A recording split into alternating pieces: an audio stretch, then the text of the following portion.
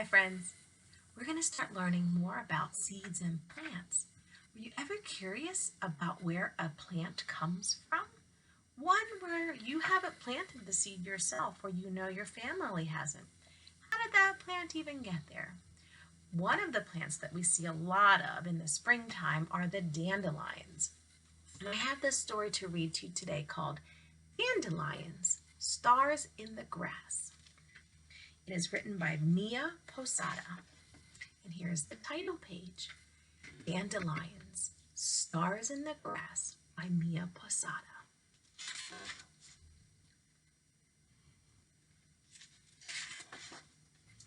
I know that some people call it a weed, but to me, the dandelion is a noble breed.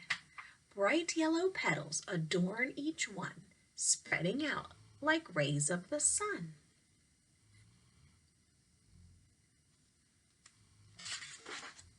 In the spring, dandelions bloom like gold stars in the grass, growing taller and taller as the warm days pass. Have you noticed that our words are rhyming? Under sunny summer skies, the flowers are visited by bees and butterflies.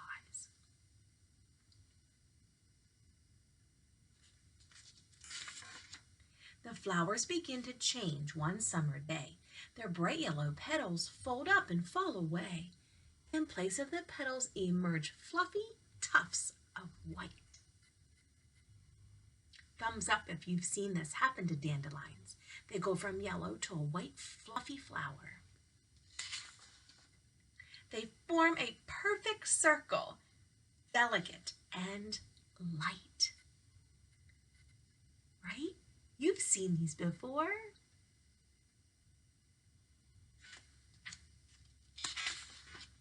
The wind blows them loose, sweeping them into the sky. Touch your nose if you've ever blown on a puffy dandelion and watched the seeds go flying. Little tiny umbrellas, they float up high.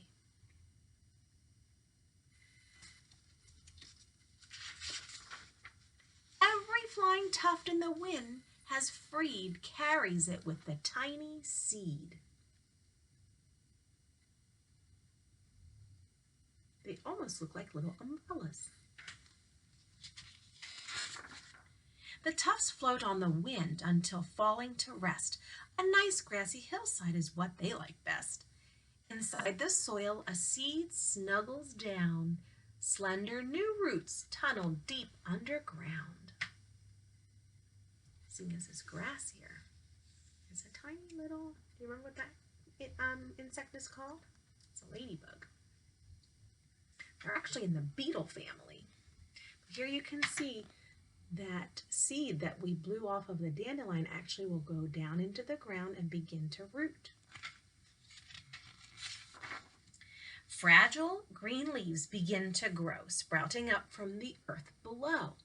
Look closely and you'll find round buds of green, but bright yellow petals are yet to be seen. The next time you go outside, look for these dandelion leaves and then look to see if you can find the buds. They're really tight green bundle of, it's the bud, it's the flower bud. See if you can find them before they turn yellow. The buds slowly open, facing the sky. Sunlight and water will help them grow high. I see two more insects. Do you know what they are?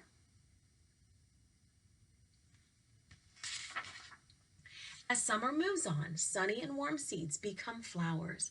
New dandelions form.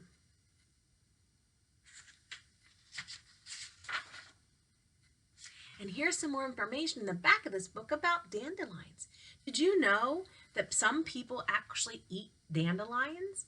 You pick them and you have to, of course, clean them and prepare them. You need to look for a recipe, but you can actually eat dandelions. And they're called a perennial, which means they come up every year. Here's some dandelion science. Listen. Find a dandelion in bloom, which would mean the yellow.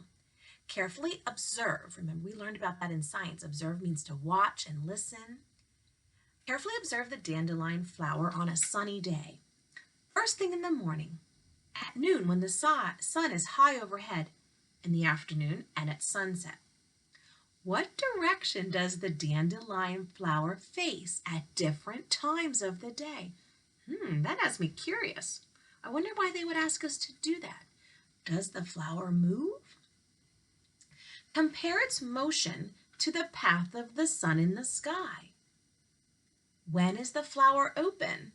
When is it closed? What conclusions can you make about how daylight affects dandelions? Who would have thought? Cut a dandelion stem close to the base, then remove the flower head. Look carefully at the stem. Can you see all the way through? Dandelion stems are actually very hollow like a straw, but they're sturdy. That means they're strong.